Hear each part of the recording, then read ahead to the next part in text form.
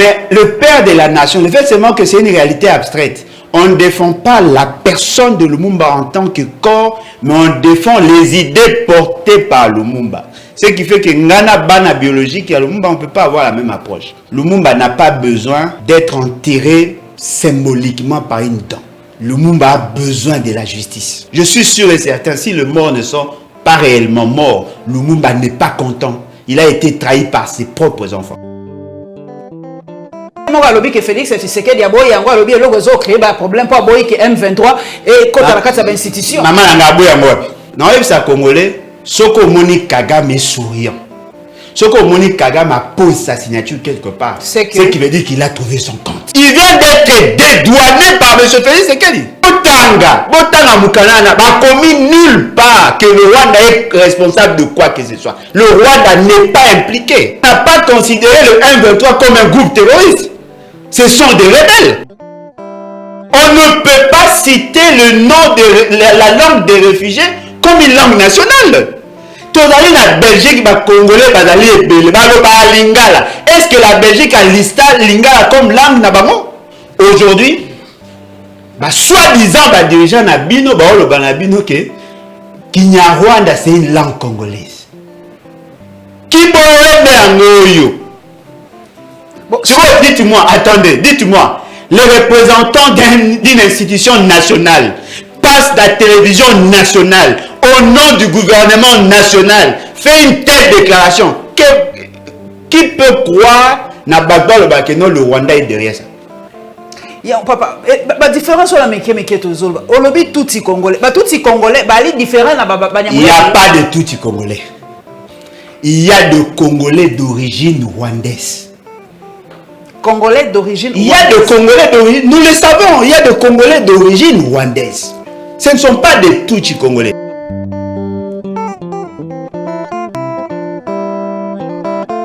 Ozo solola lelo na papa Alain Bolojwa bosenga ki mingi mais azaki na moi déplacement moké asi azongi yango na yeli biso. Esengo mingi kozana yo papa Bolojwa. Merci maman Langai, mbote na balandi. En tout cas, merci une fois de plus pour l'opportunité. Papa tokobanda na sujet moko o batnyos bayebi ali rapatriement ya relique ya Kondo Patrice Lumumba balobi eza kozonga 61 ans après son assassinat ezongi. Na Monique Pena échangeur alimentaire bakosa mosala ingénieur moko alobi na biso so eza kokuta soki 50 millions na yebi so soute si les chiffres ali ko na bossa ni chiffre té mais ça nage toujours dans les millions. Papa, est-ce que ça qui pensa opportun ou c'était vraiment temps que relique wanezonga? Bon, moi personnellement, nazana manière monsieur à percevoir les choses. Yaliboso naba o ngana yoki ezali estimé, c'est-à-dire mausolée ande basali ezali 2 500 000. Ah, 2 500 000. 2 500 000 au basali ba dépense. Sans compter statuts qui déjà avant. C'est-à-dire que le total au bas dépensé d'après Bango est 2 500 000. Mais les sites et vous allez aménager parce que bah on a pour ça il y a d'autres mécanismes. Peut-être il y a un des bateaux le comme un montant et Nicolo. Qui est Lumumba pour moi? Lumumba n'est pas mon père biologique. Lumumba Ponanga a été le père de la nation. Parce que l'initiative de créer la nation congolaise est venue de lui. Avant, tout ça qui n'a État. État indépendant du Congo. Et dans cet État, la volonté de vivre ensemble n'y était pas. Et ça qui basangisa qui matonga, basangisa ibikolo. Ba ici surtout ça ici kamoko ba chai o ba benga mbula matai. Et donc la volonté à ba tribu. Et ça qui était de vivre ensemble, et ça qui d'être séparés. Ce qui fait que la plupart des mouvements politiques de l'époque, et ça qui n'a caractère tribal. Alors, Mouto a se démarqué, a comme idée à unité nationale, c'était Lumumba et sa cohorte. Lumumba n'était pas seul, mais c'était lui qui était le porteur de la vision. Lorsque les autres parlaient du fédéralisme, lui il a parlé de l'unitarisme. Lorsque les autres voulaient assez que l'indépendance et ça de manière progressive, et ça de manière totale, bien qu'il envisageait que ça en 1961, mais du moins il avait cette intention-là. Donc Lumumba est le père de la nation. Alors, entre le père biologique et le père de la nation, c'est le père de la nation qui il y a père biologique. Les enfants biologiques, de manière générale, défendra ce que le père a laissé. Laissé, c'est-à-dire par rapport à patrimoine. A tikindaku, a tikinini, bakundara nzoto. Mais le père de la nation, le fait seulement que c'est une réalité abstraite. On ne défend pas la personne de Lumumba en tant que corps, mais on défend les idées portées par Lumumba. Ce qui fait que Ngana Bana biologique et Lumumba, on ne peut pas avoir la même approche. Lumumba n'a pas besoin d'être enterré symboliquement par une dent. Lumumba a besoin de la justice. C'est-à-dire que Muto Alingi Lumumba, père de la nation, a kobunda pour que les circonstances y a lié à Lumumba et à la connue et que les responsabilités soient établies. Mais Muto Alingi Lumumba, papa, a na posa munata et que ya tombo ya Lumumba. Chez nous, Lumumba est immortel, mais Lumumba biologique peut mourir. Ce qui veut dire que moi, je ne vois pas comment on peut symboliser Lumumba par une dent. C'est insultant, c'est rabaissant. Non, mais effectivement, parce que le mot est allé que Bana Lumumba tout va d'accord. Guy Lumumba a dit clair, qui n'est pas d'accord. Et il est dans notre approche. Qu'est-ce que Lumumba Guy dit? Et je crois avec l'un de ses frères, Balobi, ils peuvent accepter que Bakundali na Lumumba. Mais l'autre a liboso. Lino baola ki sara soki Nathalie bien te godali na sagesse. Lino asuka. Qu'est-ce qui a fait que Lino ya Lumumba elongwa na munoko et koma na boîte na ndaku ya mutu? Qu'est-ce qui fait que Lumumba, qui était le premier ministre d'une république, le chef de la majorité parlementaire, un premier ministre élu, choisi par cette majorité, tout le reste de son corps est à la tête et on veut symboliser Lumumba par une seule dent. Moutalagi n'a 32 dents. Ça, ce n'est pas Lumumba. Ce n'est pas Lumumba, c'est une partie et du corps de Lumumba. Et puis, là aussi, personne nous a certifié par des tests qu'effectivement, c'est cette dent qui appartient à Lumumba. Et on peut appeler les personnes qui ont mis dans le Lumumba, mi balé. Oh, mundele wana lobaka na nini? Ba lobi pe que mutumo pasaka déclaration a une partie ya Linzaka ya Lumumba. Alors dites-moi, ces gens-là n'étaient pas comment on peut les appeler? Dentistes étaient. Dans quelles circonstances Lumumba? C'est-à-dire que Lumumba a souffert. Avant qu'on fasse arracher Elino Asuka sans anesthésie. Ma picoli Lumumba mino. Moi, non! Il faut d'abord exiger justice. Ce qui est justice, c'est salami. Établir ma responsabilité en ce moment-là. Et nous, le fils idéologique de Lumumba, et Bango, on va être en osmose. Donc moi, je considère que ce qui a été fait, c'est de la haute trahison. Et puis le monde a remarqué, c'est-à-dire que lorsque Babandaki, Makamna Bango ya Sala, que Lumumba Azonga, eux voyaient peut-être en termes de réparation sur le plan matériel. Bolanda, déclaration à Yana Bisoana, moi na Lumumba. Oh, Alobaki à moi aussi? Non, Bolanda déclaration na et là au moment où on comprend les années. Apparemment, elle regrette. Après 61 ans, la question elle pose, ti le loba évite de l'omba koufagi, ti le loba évite circonstance et à l'ouate, ti le loba évite les restes et accords et à l'umba ou égalité. C'est ça notre combat.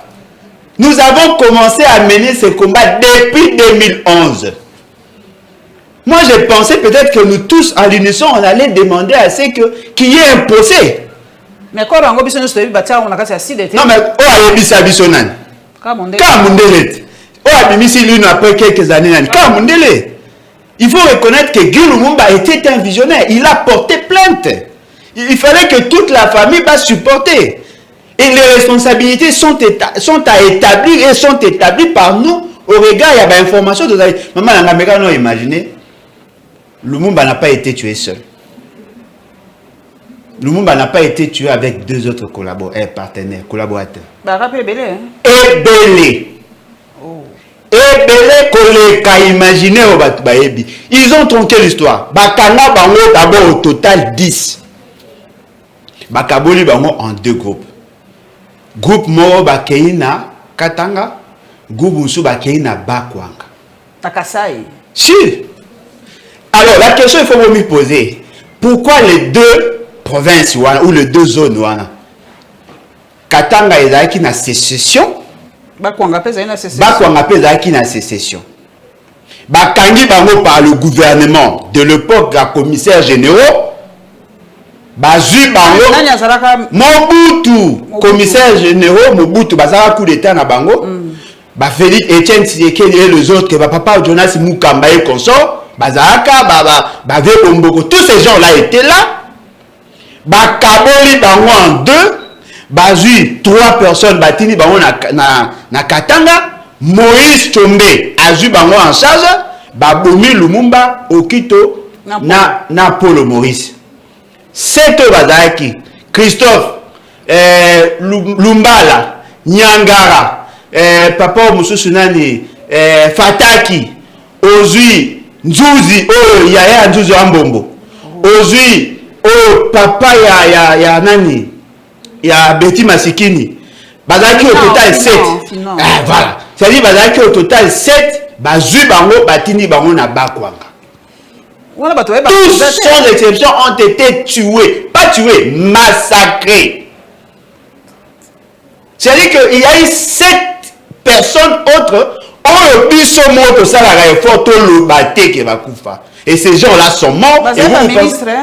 Il y avait des ministres, il y avait des chargés à renseignement. Effectivement,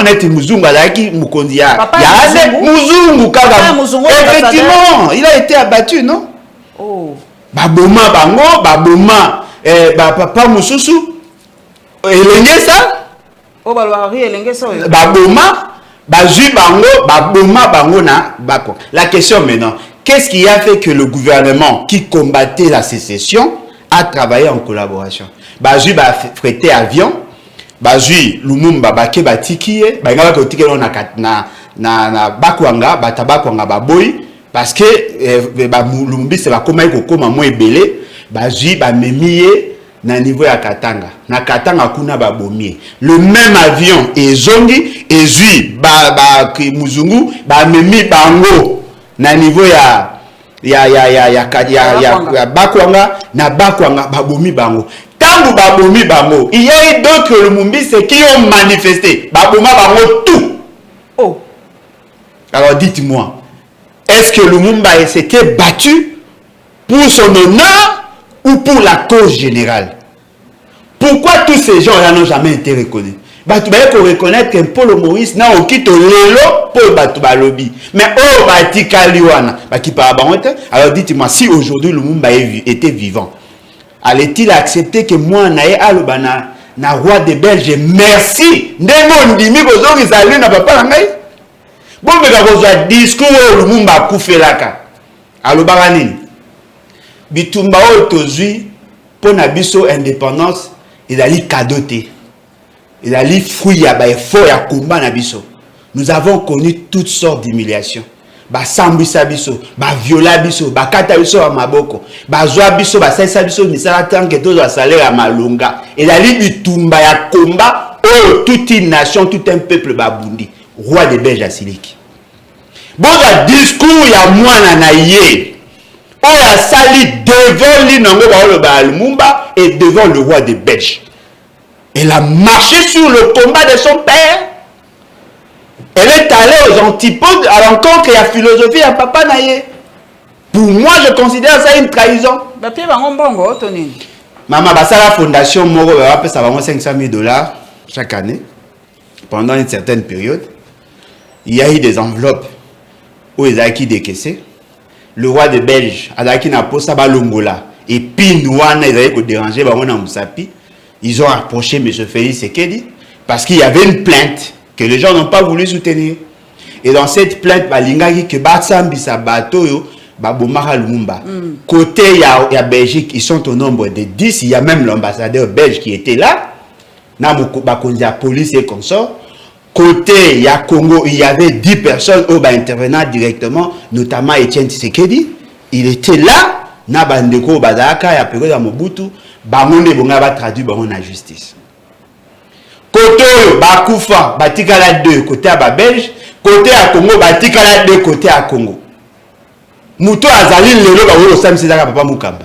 Ali na papa musu azali papa Mukamba kadi ya Tanzania oya na CNS o ka etandi ma responsabilité na ete na makambo ya mama tondi mango après procès. Il était dans l'avion. Personne ne nous garantit que Lumumba a été tué le 17 janvier. Même si on a un avion. Non, le 16 janvier, mais le 17, le 18, tant que on a bon moyen.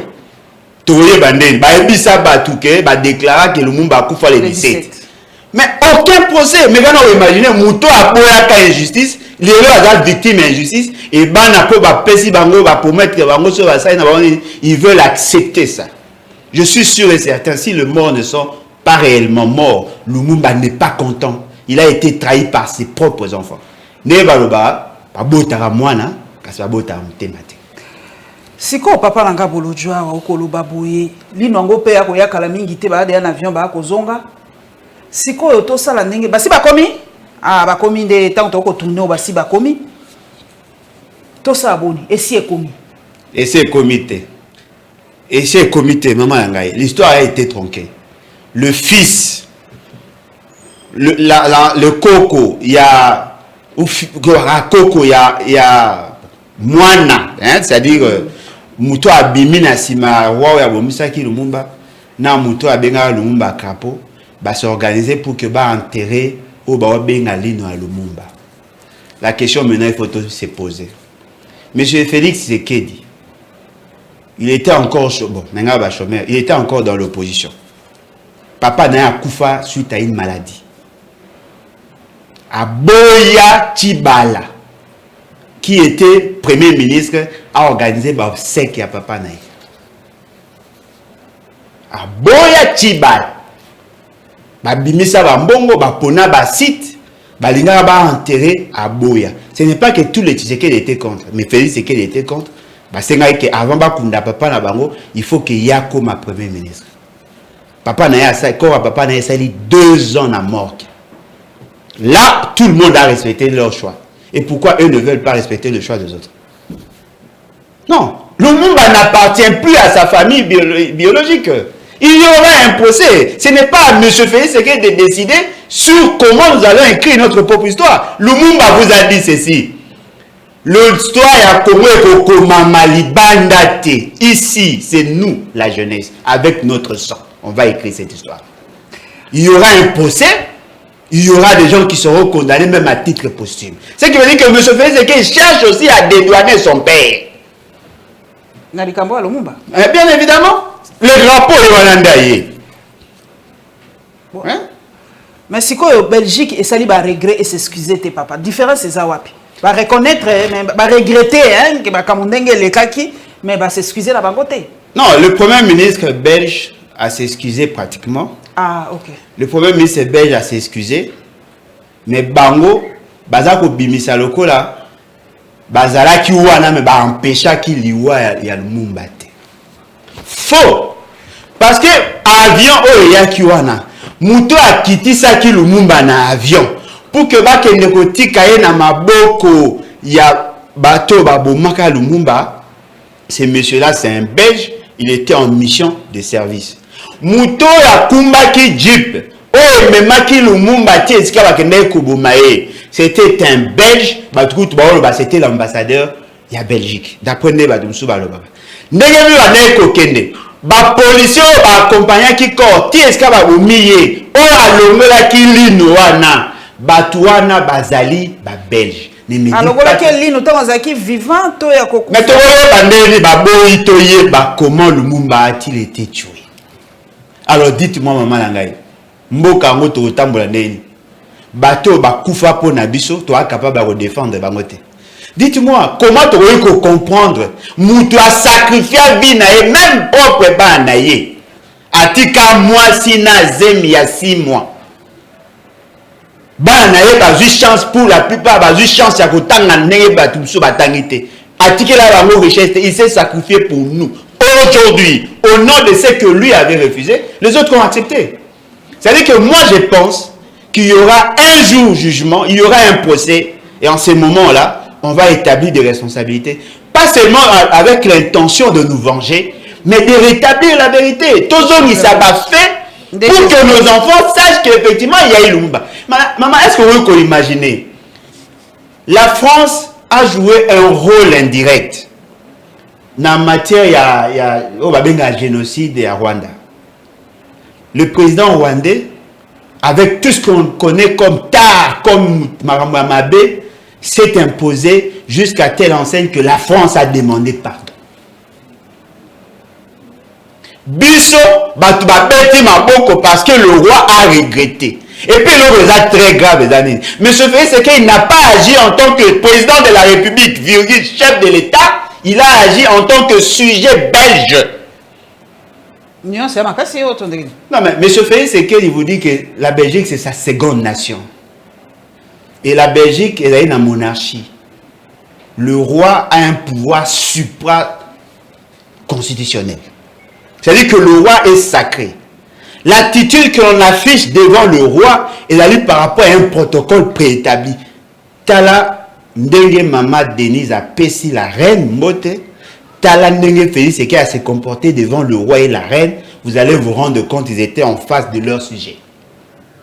Mais le protocole, on a même un président, par exemple, le président américain, soit quelqu'un la reine Elisabeth. Par rapport au protocole, on va l'endarrater, le royaume. Non, mais, boy. Oh, que ça n'y si ma colokiti si moutou na si oh maman. Mais ça reine même Elisabeth, la pesa yika mbote bongo. Maman, la reine. Protocole les alakati. Oh ya ko pesa net pesa ko be pesa mia. Sko mba le so mo na roi ou reine ya na mboko. Mobutu azo sa monte. Nani salam. Ka bango batali boso. Pas si j'ai belge. Mobutu s'inclina à face à non, attendez. Attendez, devant reine Fabiola. Ah salam. Na évité. Ma révérence ou non, monate mba so na mona mwasi ya président agumba maboy. Non, na monate. Mais ko baiser le boko ya reine et ça mami. Et ya reine te. La plupart ya basi va ça la robe. Mais ouais, bango, ils se reconnaissent comme des Belges. Ils veulent dédouaner la Belgique na responsabilité. Ce n'est pas M. Félix qui est de décider sur notre avenir. Non, c'est président. Il engage la nation, non? Non, mais il a question la question à la nation, il engage la nation. Question la question recrutement avec autant de légèreté. C'est toute une histoire. C'est toute une histoire. On n'est pas là en train de parler de finances publiques. C'est toute une histoire. Lumumba, d'ailleurs, lui, en tant que Mobutis, il est déjà mal placé. Lui, il est Mobutis. Oh. Ouais, tu sais que c'est. Non, mais il ne peut se dériver un peu. Ce sont eux qui ont formaté l'assassinat à Lumumba. Hein? Ils sont mal placés. Bon, c'est quoi? Ngana lobby. Et que ça l'a déjà.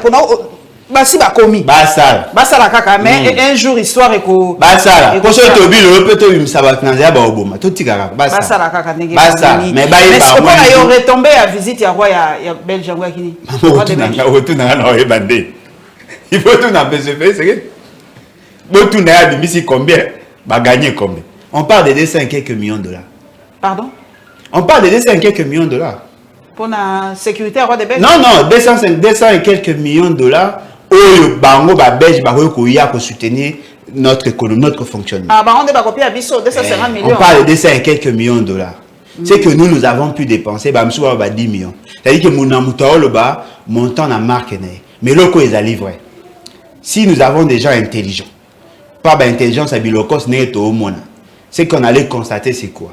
On allait plutôt aller dans le sens de réparer le passé, parce que la Belgique peut aussi peut avoir cette volonté à réparer, parce que nous avons un conflit, un contentieux belgo-congolais. La Belgique détient jusque-là le document sur notre économie nationale. Bazali na ba document actif na biso minier ya Jekamine et d'autres entreprises au bango ba exploitaki. il y a des sociétés qui appartenaient, dont le Congo était actionnaire. Et dans Maboko Nabango. Les réserves nabiso stratégiques et économie. Et dans qui Maboko Nabango. D'après l'évaluation, l'estimation, c'est entre 150 à 200 milliards de dollars américains.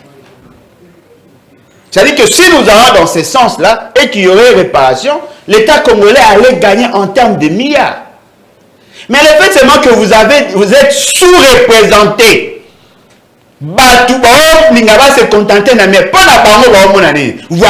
le Congo s'est réconcilié avec la Belgique. Non. Le Congo en tant qu'État n'est pas en conflit avec la Belgique. C'est la nation congolaise qui est en conflit avec les dirigeants belges. On n'est pas dans la même approche. La Belgique n'a pas de problème avec l'État congolais. C'est notre nation. Est-ce que les gens savent mesurer la conséquence et assassinat à Lumumba? C'est ce qu'on appelle la désarticulation des institutions publiques. La désarticulation de l'économie. La fibre sociale a été mise en mal. Un premier ministre élu. Lèse-majesté. Lèse-majesté. Non, mais parce qu'il ne défendait pas la même cause. Lèse-majesté, pour Nabango, Lumumba constitue un danger. Bango bazaki na posa basala nani nani indépendance moko cosmétique. Vous avez l'indépendance sur papier, mais dans le fait, bango ba maîtriser nyonso. Il voulait assez que ba Katanga pour que Katanga ait comme Moka Moro à part, afin que Bango va garder influence, parce que l'économie, pour moi, l'économie est dans Kikuna, et le reste, Bango va orienter, Bino, va gérer, Bino, Tim, Mukolo, et Zalipo, Bango va ça net la France, il garde ses colonies, toute son économie est dans Kuna, Bozo va réserve, la Nobocha n'est pas dans Bango, eux restent le maître du jeu, et vous êtes là comme leur sujet. Oh, Lumumba n'avait pas besoin de ça.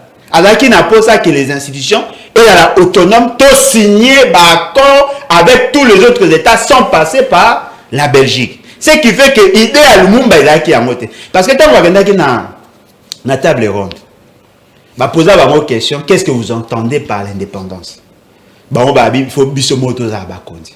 Parce que sur le tali bateau, la quasi-majorité était des autodidactes. Mais de l'autre côté, il y avait des éminents professeurs. Ministre en charge des affaires étrangères. Le gouverneur général, il y a Congo, Rwanda, Burundi. Les spécialistes en matière de finance, il y a Belgique. C'est-à-dire que de leur côté, il y a qui garni na éminence. Mais biso qui n'a courageux et essentiellement constitué par des tribalistes. Voyez-vous, quand on va créer un débat, comprenant que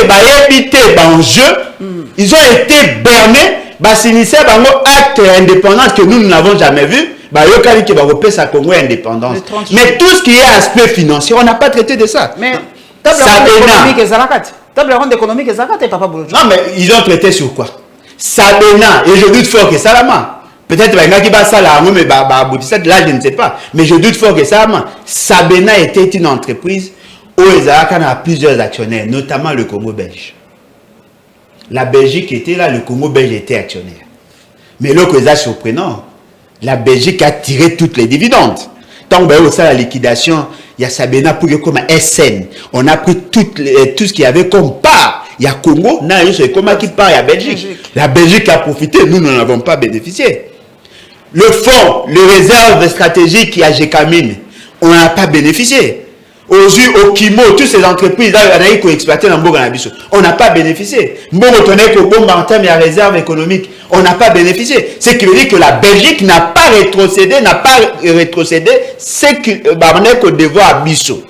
Sans oublier que on a eu à tuer près de 600 chefs coutumiers dans notre pays.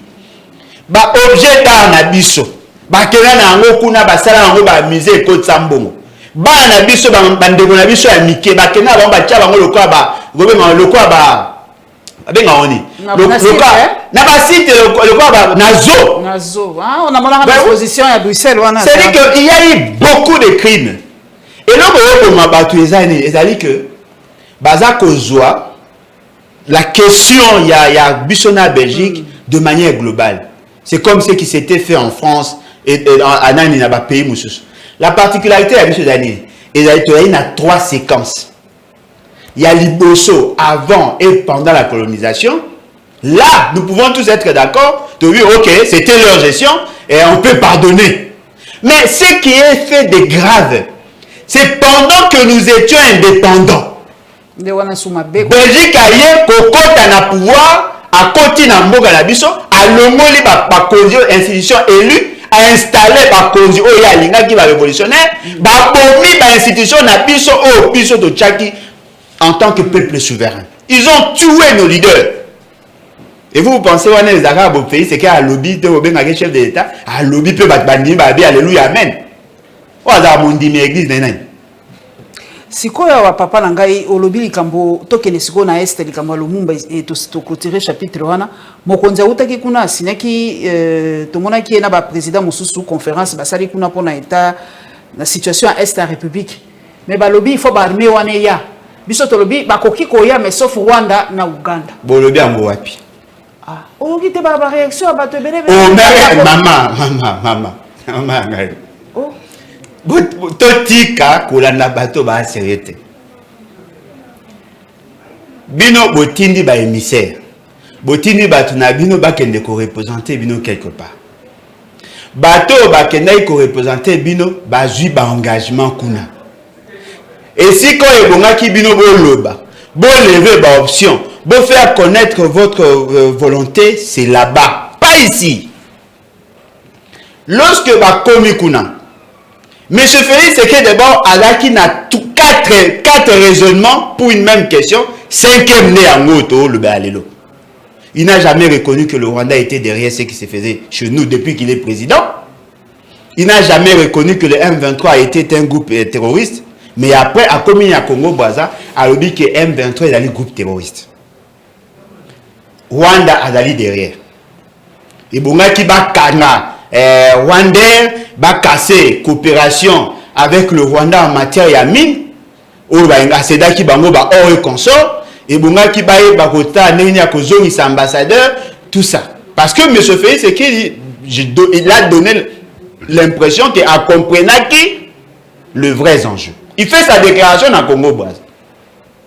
Nous avons été tentés de croire à la sincérité de ce qu'il dit. Et heureusement, le réflexe le quoi a un doute méthodique naturellement, j'ai douté de la sincérité de M. Félix. Et j'ai dit même la journée sur non, il peut faire ça là-bas. Il a toujours tendance de dire certaines choses en dehors de nos frontières. À Zongandao, il est arrivé dans Nairobi. Nairobi même langage T. M. Félix a tenté de commencer par ces langages-là. Cette communauté-là n'a pas considéré les dires de M. Félix parce que lui-même n'était pas convaincant. Dans l'acte commis, le communiqué final, on n'a jamais pointé du doigt le Rwanda. Botanga Mukanana n'a commis nulle part que le Rwanda est responsable de quoi que ce soit. Le Rwanda n'est pas impliqué. On n'a pas considéré le M23 comme un groupe terroriste. Ce sont des rebelles. Et on a demandé à M. Félix Sekedi, Basoda c'est-à-dire Basoda Félix Sekedi m'a lobby, Bazom la position à Bangwe avant, M23 Bazom la position à Bangwe avant, Batouana Bobenga ba troupe na baya kofanda entre les deux pour faire observer cesser le feu et permettre à ce que ba négocier pour nous permettre réinsertion na réintégration là-bas M23 qui ont été qualifiés de terroristes dans notre armée. Mais c'est qu'elle a cautionné. Mais invitez-moi à lobby que Félix Tshisekedi a boy yango lobby le réseau créé un problème pour boy que M23 et contre la carte de l'institution. Maman nga boy yango. C'est quoi contre la mango? Oh maman ngai. Nga zabaye. Locataire aye boyo kana e makambo. Bosolo ne pas la ngala linga. Ceux qui ont lingi tofa na be faut ça voyez pas bien okinga pe na lingi bozui makambo boyokani bokomi na papier oyo komami na papier te ezali le bon sens akoki comme aboyo ça te parce que ce n'est pas couché sur papier bomoni communiquer balobi yango wapi na oyo ça congolais soko moni Kagame souriant soko moni Kagame pose sa signature quelque part c'est qui veut dire qu'il a trouvé son compte. Soka yangwana sabotation Monica a trouvé contact yate. Exact. Yangwana s'est déplacé Kimbalo à Kendaki Kuna hein. Exact. Il a trouvé son compte. Il vient d'être dédouané par M. Félix Tshisekedi. Tant qu'on a signé, oh non, le Rwanda, il vous dit non, on a signé ici. Vous m'avez jamais reconnu quelque part. Mais moi, ça va faire essouffler la population. Population, elle invite, donc tout ça en dernier. Biso nyoso to kotina makanda ba. Mama nanga Félix Tshisekedi babe likamande yango to lobela. On a eu à mobiliser la population pour dire à la population tous derrière le FARDC. Lui, il est derrière Kagame. Le FARDC combat les agents de Kagame. Qui est derrière le peuple? Lui, il est derrière Kagame. Il soutient, il a dédouané Kagame. Papa Ngwanda avait dit, il a 3 missions. Essentiellement, dédouaner Kagame et sa bande. C'est-à-dire que blanchir l'occupation. Aujourd'hui, soi-disant, dirigeant Nabino, Kinyarwanda, c'est une langue congolaise. Kinyarwanda, c'est une langue congolaise. Banyamulenge et Banyamulenge sont des Congolais. La différence qu'ils font entre Banyamulenge et Rwandais, on est à Baébi. Alors dites-moi, les M23 ont recruté au Rwanda. Eux-mêmes sont des Rwandais. Dites-moi, vous allez les intégrer où? Bon, et là on a ça comme bituna. Biso wana ba tribu na biso soki muto ali yanzi, langue na ezali yanzi. Soki muto azali teke, langue na ezali teke. Soki muto ali mbunza, langue na ezali kimbunza. Bon, bango baza Banyamulenge. Ndeni langue na bango ezali Kinyarwanda. Kwa falo ezali Kinyamulenge te? Non, bango za na tribu moko, mais munoko na bino esangani na munoko ya bamboka mususu. Esara. Et quoi quoi arrivé? C'est-à-dire que vous mais vous n'êtes pas de la même tribu. Voilà, vous n'êtes pas de la même tribu. Vous n'êtes pas de la même tribu. Il y a les Tutsi. Tutsi congolais. Kinyarwanda qui Munoko ya Rwanda. Et ces gens sont venus chez nous en 1994 et 54, 59. Na statut ya ba réfugiés. Mais quand on imaginer les réfugiés ba longo ba kimi guerre na Congo Brazza ba yepa na biso. Ba lobaka munoko na bango na Congo ba ceux qui lari ba ye nango epa na biso à force ya ko umela vous classez leur langue parmi les langues nationales. Tant que tout matin ba bolole ki bolole yango te. On ne peut pas citer le nom de la langue des réfugiés comme une langue nationale. Tozali la Belgique, les Congolais, lingala. Est-ce que la Belgique a listé lingala comme langue nabamo? Qui dites-moi, attendez, dites-moi, les représentants d'une institution nationale passent la télévision nationale au nom du gouvernement national, fait une telle déclaration. Qui peut croire le Rwanda est derrière ça?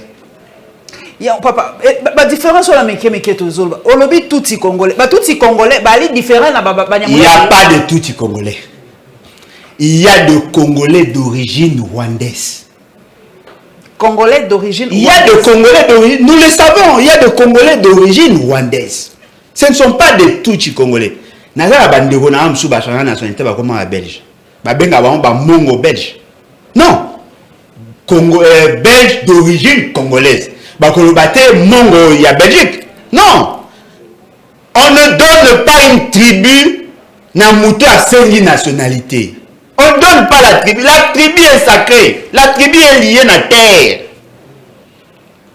Je comprends. La tribu est liée à la terre. Ce n'est pas le fait que vous êtes comme une nationalité. Oh non, voilà, moi je choisis d'être Mumbala. Non. La liste va mal clôturée.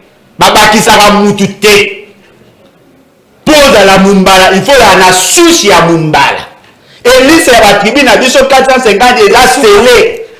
On ne peut pas créer une tribu parce que ça va changer toute la charpente sociologique. Moi, je suis Mongo, je reste Mongo jusqu'à la vie.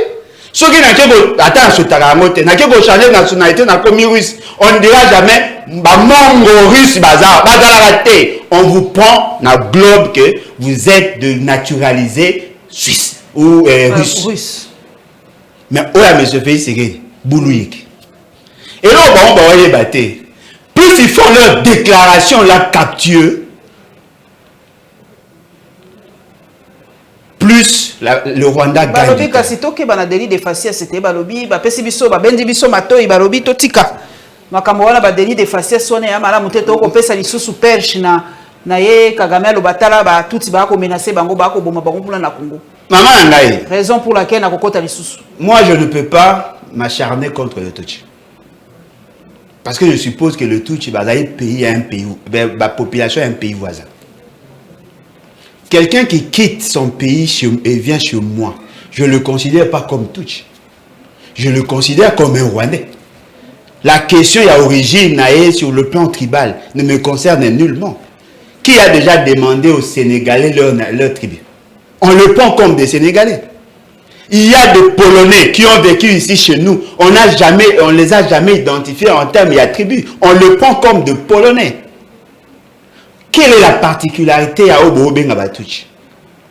Un Rwandais qui quitte son pays a acquis une nationalité Nabiso. C'est un Congolais d'origine rwandaise. Pourquoi je dois parler de sa tribu? Il ne fait pas partie de nos tribus. Nabotu na yo tribu poza yanga. Mais oya bango ya buté na la posa tribu na ete. Mais wana lo wa balingi yango te. Banani balinga te. Ba banyamulenge wana loko ga te makako. Ba balinga te ce que nga Rwanda caprice na bango. Banani balinga te. Il se considère vraiment congolais, tout ça bazar. Non, il y a aucune tribu na Kombo ya Banyamulenge. Nous le disons et nous l'assumons. Aucune tribu na Kombo ya Banyamulenge. Le roi de Belgique qui a posé la tranchée sur la question. Il n'y a aucune tribu na Kombo ya Banyamulenge. Banyamulenge, concept Banyamulenge a été inventé en 1974. Mouto a inventé le concept de Banyamulenge. Son fils est aujourd'hui ministre chez nous. Bissengima. Alors, dites-moi. 74, ça peut être qui? Non, mais le député, papa Gustavo. Ah, ministre de l'infrastructure. Non, mais c'est son papa qui a créé le concept on a Banyamulenge. On ne peut pas inventer une nationalité. Et puis, il y aura quoi aventure? Tous ces anciens, ce qu'on vous appelez là, réfugiés, on a surtout, on a statut à réfugiés. Ils ont demandé, ils ont profité à présence, il y a directeur, il y a cabinet à Mobutu, ils ont voulu avoir une nationalité en masse. Et là, la réforme, ils n'ont pas été consacrés, Congolais, par la seule volonté à Mobutu. Non, ils ont été consacrés par un acte, une ordonnance. C'est-à-dire quoi? C'est-à-dire que cette ordonnance leur conférait le droit, la qualité à Congolais. C'est-à-dire qu'ils ont acquis leur nationalité par un acte juridique et administratif. Automatiquement, ce sont des Congolais par naturalisation. On ne peut pas les prendre en bloc. Ce qui a fait qu'il y a eu une loi vers les années 80 qui a abrogé cet acte-là parce que c'était anticonstitutionnel et ça ne pouvait pas s'expliquer. Mais ceux qui Rwanda hier lobby, non voilà, j'aime le Congo, n'est-ce pas ce qu'il y a en Belgique et la seconde nation, j'aime le Congo, je veux devenir congolais. On lui dit, ok, il n'y a pas de problème. Remplissez le formulaire, qu'il est dans le ministère de la Justice, on va vous donner un acte, cet acte-là va vous conférer la nationalité. On vous donne la nationalité congolaise. Automatiquement, la liste à Congolais, on va la Congolais par naturalisation. Tu n'as pas droit à la terre. Ce qui veut dire que Boulou et Kwezoya, cette intelligence est à Bilokos et Isaac ou enfoncé Bisso davantage. Voilà pourquoi j'avais toujours dit la dangerosité à Félix, à pouvoir à Félix Sekeli. Et elle est due du fait qu'ils n'ont pas la maîtrise du passé et ils n'ont pas la capacité de défendre leurs propres convictions. Mais même si tu as passé dans le passé. Non, mon nom est du passé. Mon origine est d'aller passé. Mes droits est d'aller passer. Oui, il a passé d'elle. Bon, parce que papa pas passé. Est-ce que vous savez que je suis congolais parce que je suis mongo? Ce qui l'État a une autorisation c'est parce que nous avons cédé une partie. Qui a le droit à Kobakisalis? Et dans la droit de fonder. Baseka weke net biso na famille baseka weke to yebi ke baseka weke oyo yo ke ko adopter mwana o pesi ya kuma baseka weke akoma baseka weke te a mwana yo a mwana weke te par eso expliquer baseka weke ngelo bani non baseka weke nga azali descendant ya weke OK weke nde azali koko na biso koko ya papa na biso weke aboti nkange elenga aboti et ale bausa aboti bolojwa nda abotinga. Le droit que j'ai à sol, c'est parce que je suis fils bolojwa fils et yale fils ya nkanga fils ya weke. Si vous avez adopté, fils à tu portes le nom, tu as de droit, mais tu n'es pas un weke. Tu n'es pas un weke. Aux amons à weke, tu as un droit. Alors dites-moi, quelqu'un qui change de nationalité, n'appelle exemple mot. Ban a fait c'est que la nationalité. Neto yoga ba belge. Ba bisanga territoire na bango na Belgique ba bazan ba wallon be ba flamand. Ils sont belges, mais ils ont ba wallon ou ba flamand. Bazar. Ils sont belges, mais bazan a droit à rouler la vous wallon tena flamand. À toi au n'est pas na bango, tu es belge, tu n'es pas wallon, tu n'es pas flamand. Tu n'as pas droit au sol. À toi mais tu n'as pas droit au sol. Tu peux t'acheter une maison, mais tu n'as pas droit au sol. Et ça même américain, américain papa Bolojwa. Non mais tous les américains sont botami na neti balbaraso, ba nationalité du sol té. Non mais si au botami na États-Unis, tu deviens américain selon leur loi. Si au botami na Congo, tu as droit d'avoir la nationalité à condition comme un majeur. Sauf peut-être si au yebi ba parents na hote. OK. Si au yebi ba parents, tu as droit à la nationalité, ba personne nationalité ya biso pour mutayebi histoire na yo passer na yote. On te a deux ans mundele. Au commis congolais d'origine parce que tu es nationalité. Mais si vous allez moi au botami na Congo, il faut que ça a 18 ans au Pona. Mais aux États-Unis, au botami attends un avion aux États-Unis, tu es américain. Mais tu n'es pas américain d'origine, aux américains par naturalisation. Au qui on au CPANO au kendo au postuler, mais un certain va bien yote souka.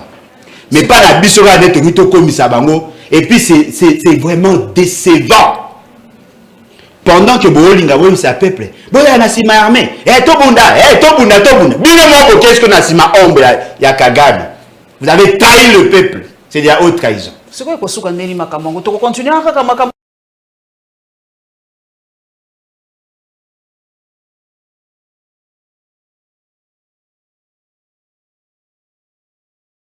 Ils vont arrêter des gens, ils vont empoisonner des gens, il y aura des gens qui seront tués. Ce qui est important, on n'est pas éternel. Bao barokufa, bao barobotama, bao barotikala, baza na même état d'esprit. Ne pensez pas que la Chine c'est abîmant na colonisation mbalamogo. Non, il y a eu des combats. Aucun peuple a joie de liberté ou ba pesa ina pété. Il faut que baza na même état d'esprit, ba kanyo, ba bomio, le combat doit continuer. Qui va accepter Moutaya Kotinanda qu'on a en co? A commis qu'on imposer ordre. A commis qu'on ça la oyalingi. Ba faible d'esprit, oh bazana la ligne appelée à représenter l'intérêt nabino. Bango doit position pour soutenir l'acte du mal. Nous avons été trahis par nos propres frères à cause de leur cupidité.